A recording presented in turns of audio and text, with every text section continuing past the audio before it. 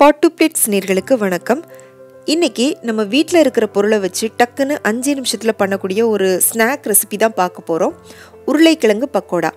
இதை நீங்க குழந்தைகளுக்கு ஈவினிங் ஸ்நாக்கா பண்ணி கொடுக்கலாம். இல்ல எதிர்பார்க்காத விதமா வீட்டுக்கு கெஸ்ட் யாராச்சும் வந்துட்டா நம்ம எல்லார் வீட்லயுமே உருளைக்கிழங்கு, வெங்காயம், கடலை மாவு இதெல்லாம் இருக்கும். இதை வச்சு நீங்க சுவையான இந்த உருளைக்கிழங்கு பக்கோடா ரெடி பண்ணி கொடுத்து அவங்கள அசத்தலாம். இது செய்ய என்னென்ன பொருள் தேவைன்னு கீழே டிஸ்கிரிப்ஷன் பாக்ஸ்ல கொடுத்துருக்கேன். இப்போ இது எப்படி பண்றதுன்னு பார்க்கலாம். 2 மீடியம் சைஸ் உருளைக்கிழங்கு எடுத்துக்கோங்க. அது மேலே இருக்கிற தோல் எல்லாத்தையுமே சீவிட்டு நல்ல நீள வாக்கில் மெல்லிசான துண்டுகளாக வெட்டி வச்சுக்கோங்க. இந்த அளவு உங்களுக்கு மெல்லிசாக இருந்தால் தான் பக்கோடா நல்லா வரும். இப்போ இதை ஒரு பவுலில் போட்டுக்கோங்க. இதோட ஒரு பெரிய வெங்காயத்தை நல்லா மெல்லிசாக வெட்டி போட்டுக்கோங்க. 3 பச்சை மிளகாவை சின்ன சின்னதாக வெட்டி போட்டுக்கோங்க. குழந்தைங்களுக்கு கொடுக்குறீங்க அப்படின்னா பச்சை மிளகாய் போடுறதை தவிர்த்துக்கோங்க. இதோட கொஞ்சமாக மல்லி இலை போட்டுக்கோங்க. இதோட ஒரு 1/2 கப் அளவுக்கு கடலை மாவு போட்டுக்கோங்க. 3 டேபிள் ஸ்பூன் அரிசி மாவு போட்டுக்கோங்க.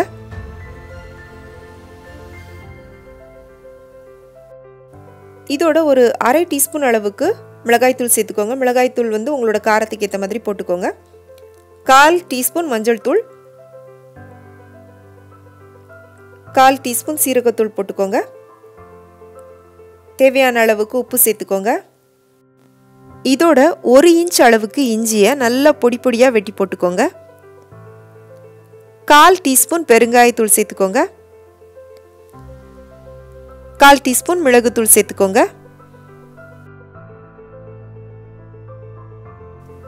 கொஞ்சமாக கருவேப்பிலை போட்டுக்கோங்க. இப்போ இதை தண்ணி சேர்க்காம ஒரு தடவை நல்லா கலந்து விட்டுக்கோங்க.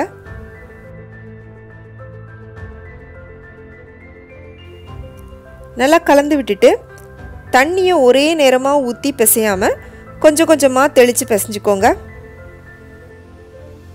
அதே மாதிரி தண்ணி வந்து ரொம்ப கம்மியாக ஊற்றி பிசைஞ்சுக்கோங்க. ஏன்னா நமக்கு வெங்காயத்தில் இருந்தும் தண்ணி விட்டுட்டு வரும். அதனால் ரொம்ப கம்மியாக ஊற்றி பிசைஞ்சுக்கோங்க.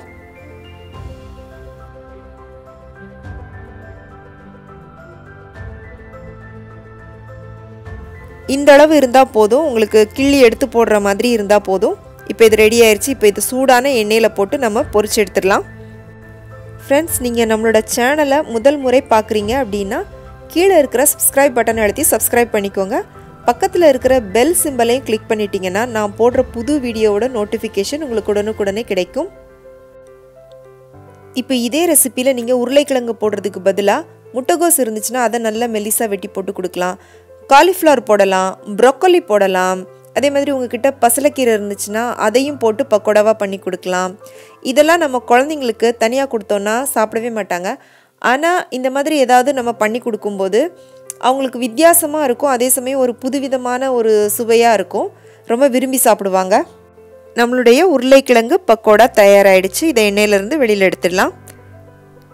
இந்த ஈஸியான டேஸ்டியான பக்கோடா ரெசிபி உங்கள் எல்லாருக்கும் பிடிச்சிருக்குன்னு நம்புகிறேன்.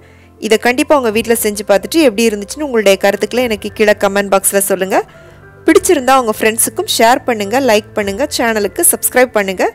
மீண்டும் வேறொரு ரெசிபியோடு சந்திக்கிறேன். நன்றி, வணக்கம்.